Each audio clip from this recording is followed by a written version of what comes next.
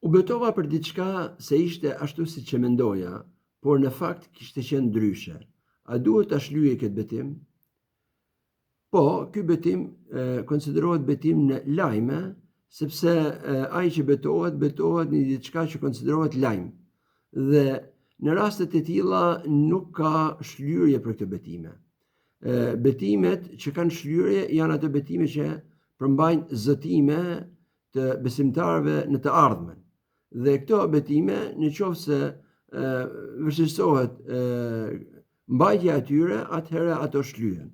Ndërsa në lidhje me lajmet nuk ka shlyerje. Ai që betohet ose është duke thënë të vërtetën, dhe këtu është betimi i tij sipas rregullave, dhe ose është duke gënjur, dhe këtu atëherë ai duhet mbajë përgjegjësinë e betimit të tij.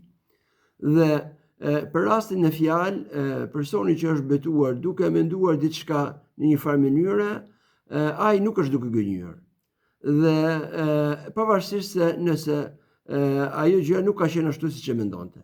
Ama ky nuk ishte duke gënjur dhe për betimet e tilla nuk ka përgjegjësi, dhe kështu janë shprehur dietarët e Islamit, mes tyre dhe Sheikhul Islam Ibn Taymija.